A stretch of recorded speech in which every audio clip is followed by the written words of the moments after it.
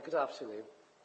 The ambiguous republic is our heading title for this afternoon's session. And my subtitle is Who Owns the Republic? And my first suggestion is that the key to the ambiguities of the republic may perhaps lie in its history. So you'll forgive me if I range perhaps slightly superficially over 2 or 3 centuries. I'm going to try to approach the question of who owns the republic very briefly from 1798 to the present day. And in particular, I'm going to focus on the transformation of the meaning of Irish republicanism through the actual rising in 1916. And for the third part of what I'm talking about, I'll look briefly at commemoration of the rising in 1966, in 1976, in 2006, and I'll ask what we should be conscious of, perhaps, in the approach to the commemoration in 3 years' time. I'll say less, perhaps, than other speakers about our present state, though I'll be happy to discuss that in questions. Republicanism in Ireland in the 20th century has been a malleable and a shifting signifier. One of the reasons for this is its very particular history, since its originary or foundational moment in Ireland in the late 18th century. Embracing French and American ideas, republicanism in Ireland was primarily associated with the rebellion of 1798, and as such was labelled from its beginning as seditious, treasonable, and anti-state by the authorities. Its origins are therefore not really like those of the American Republic or the French Republic, because its foundational moment was one of defeat, destruction, and terror. It became, in effect, an underground movement in 19th century Ireland. Secret, occluded, hidden, and dangerous. That is the fractured story of republicanism in its first century, the 19th century, in Ireland. The Republic was what the proclamation declared on Easter Monday 1916. But the proclamation was primarily a declaration of Irish freedom. The text of the proclamation focuses on the genealogy of the Irish desire for liberty as articulated by Pearse in that document. It tells also a very particular story about Irish history. The Republic is declared in the name of God and, crucially, the dead generations. But at its core is a declaration of egalitarian Irish freedom. Grabbed and claimed by different groupings, certainly since the Civil War, republicanism was just one of a series of political strands that constituted the pre-independence national movement. And this, I think, is really important. Republican ideas and rhetoric had a purchase in the construction of the modern written Irish nationalist tradition and actions throughout the 19th century. But so had a variety of other strands.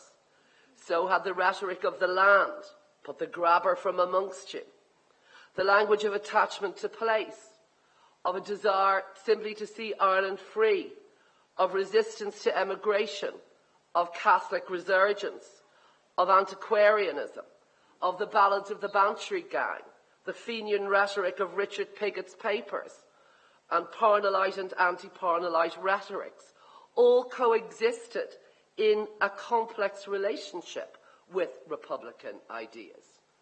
They all too lie behind the language of the proclamation and the decisions of those who decided to fight on the 24th of April 1916. In Ireland in the late 19th century, the strongest expression of Republican ideas at a popular level was in the widely disseminated language and actions from the land war. And this is a language of entitlement to dignity and respect, associated with the idea of a free man usually was a man, in his own land, in a Home Rule Ireland. Politics of the next field, the politics of an independent Ireland, were profoundly interwoven in a widely disseminated public political rhetoric. The popular and local ballad history, commemorations of 1798 and 1898, the fringe nationalist press that Diarmuid's mentioned of Arthur Griffith and D.P. Moran, we try not to mention too much, showed just how varied was Irish national and nationalist sentiment. And that is excluding the culture spoken about this morning by Elaine, the Gaelic League, the Abbey, and the popular nationalist histories put out by people like Alice Stopford Green and distributed in huge numbers by Roger Casement throughout the country in 1913.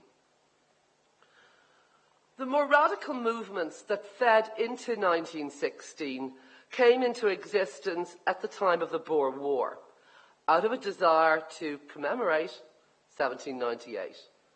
Not necessarily to plan a republic, but to commemorate the heroic Irish past and galvanise the discussion of what they would do with this long-awaited Home Rule Ireland. Ethna Carberry and Alice Minnikin, through the Sean Van Vuck, were crucial here.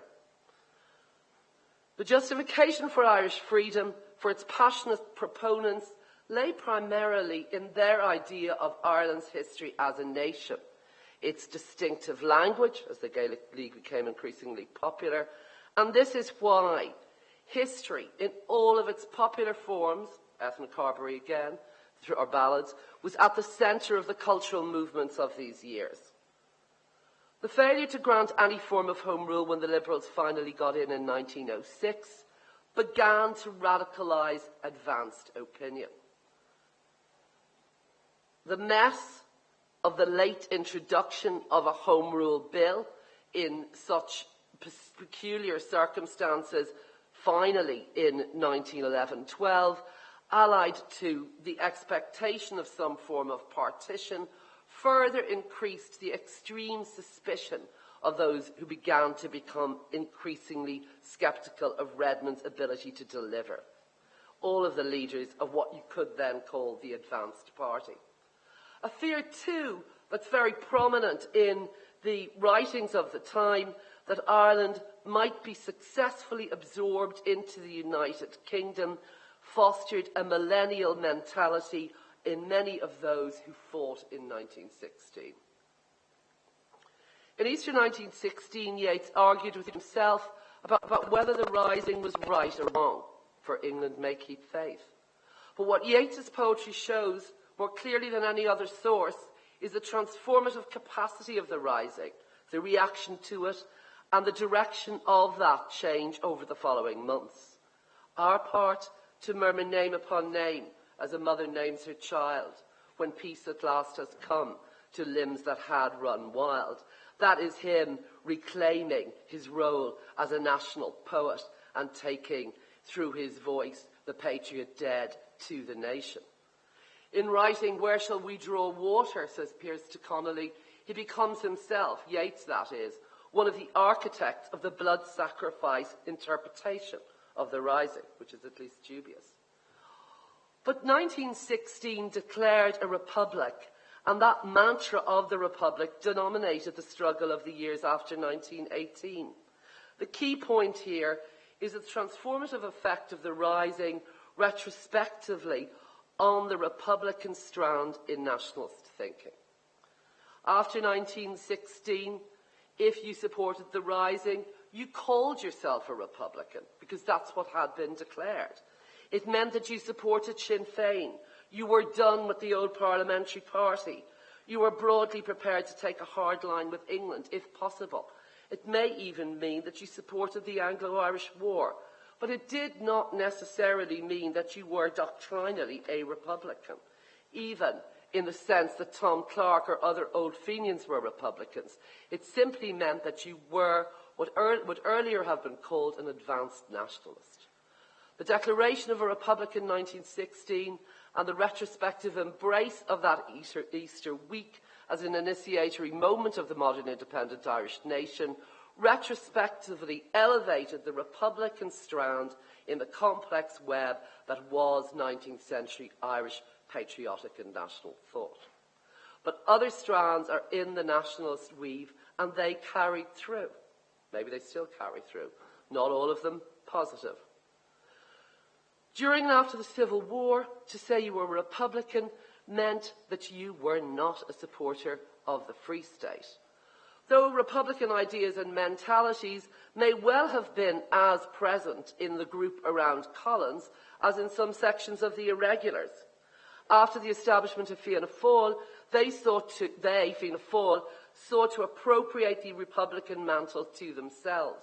But the residual IRA, Sinn Féin, the Republican Congress, Peadar O'Donnell's friends never conceded it to them. During the emergency, the Fianna Fáil government loathed the Republicans in the Curragh, and the 1960s make it clear that Cathal Goulding and the subversives, in inverted commas, as the Department of Justice calls them, who call themselves Irish Republicans, were what Fianna Fáil most despised. 1916, then, was fought in the name of the Irish Republic, but an Irish Republic was not formally achieved, ironically, by those who had been labelled and defined as anti-Republicans until 1948. This is the second section of my paper.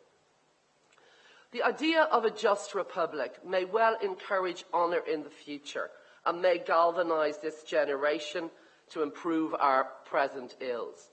But in 1966, the idea of a republic was discussed very much in the way in which we are discussing it here today. Every generation has its task, was Lamass's mantra. And the task of that generation, according to Lamass, was to make the republic economically viable. It was all about the economy. To strengthen Fianna Fáil, of course, and to ensure the election of Damon de Valera as president. I'm going to talk about commemorations since '66. The origins of the Troubles in Northern Ireland are contested.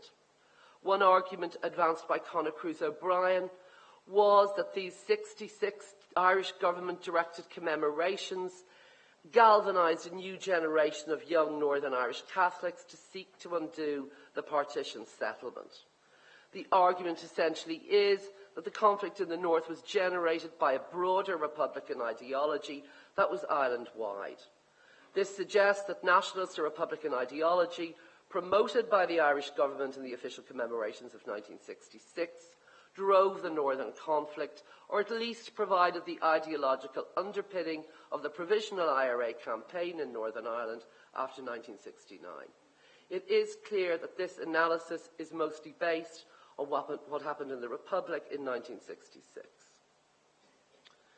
This powerful analysis is usually advanced without reference to what happened in Northern Ireland in '66.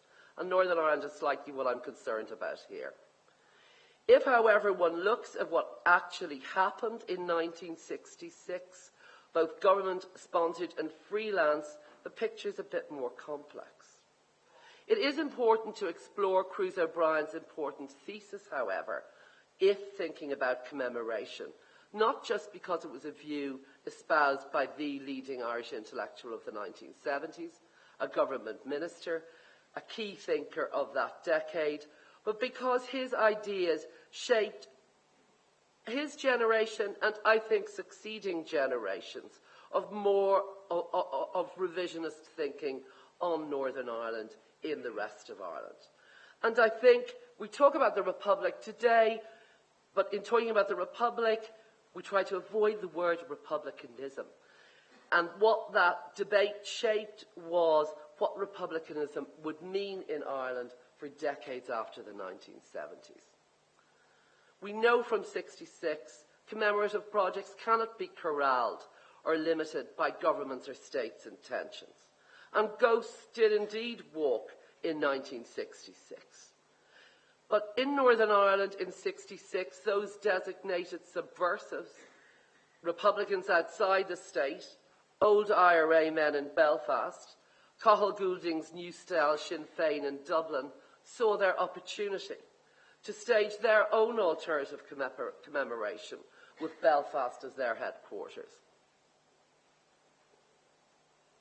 So, though the Northern Nationalist commemorative event took place in Belfast in 1966, all Northern Nationalists felt to some degree obliged to join in on it. Other groups like the GAA, assorted fringe nationalist formations, felt obliged to demonstrate that they were still a part of the Irish nation, even if the Irish state considered them marginal and problematic.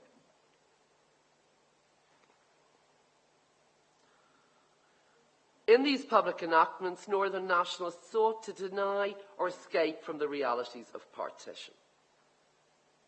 It is notable that the people of West Belfast who paraded in 1966 to commemorate 1916 did not vote in that year's general election for Republican candidates, but voted for Jerry Fitt. My point is that the Republic was not owned exclusively by the Irish state in 1966. At that time, Sean Lemass had excellent relations with Terence O'Neill. Lemass did not anticipate that Paisley would acquire a platform through the politics of commemoration in 1966. What 1966 demonstrated was, however, that the governing ideology of the Irish state had come out of 19th century Irish nationalist complexities, inherited, appropriated and simplified by Pearse. This in turn has left a legacy of an actual state, the Irish state that is a republic and aspires now to have that republic act as a template to live up to and make for the future. But alongside of this, you have the existence of an Irish republicanism that has often been outside the state. There are then at least these two separate legacies: a state that is a republic and wishes to measure itself against the standards of what it means to be a republic, to aspire to that, and the idea of a republic being articulated by those outside the state, but who see themselves as part of the Irish nation, even if excluded from the state itself. By the time of the 60th anniversary of the Rising in 1976, in the forcing house of the Troubles, the Provisional IRA were using the 1916 proclamation and the Rising as a means of expressing a new narrative of resistance to British state power in Ireland. The Provisionals' desire to appropriate Republican memory for themselves was perceived by the government of the Republic legitimately as a threat to the independent Irish state itself. If, post-peace process, we are all Republicans now, the question of what it means to be a Republican nonetheless continues to be disputed ground. This was demonstrated early in the present century, seems like another world, by Bertie Ahern's disinterring of the bodies of Kevin Barry and others, and the reinstitution of the large-scale military parade to commemorate the 90th anniversary of the Rising. These were key parts of his bid to ensure that Sinn Féin did not steal a march on Fianna Fáil in honouring the Republican dead. That was obviously before other things stole a march on Fianna Fáil. The Taoiseach told us yesterday that all in the state will be well by 2016. So, as the queue forms to see who will own or steer what the Republic will stand for and what it means to be a Republican in 2016, we should be aware that while the idea of the Republic has been central to modern Ireland's self-understanding, that idea has been, above all, in Dermot's excellent phrase, ambiguous, and has been far from being the exclusive property of the independent Irish state. Its commemorations and evocations have been highly unpredictable on all previous occasions in their outcomes. Thank you.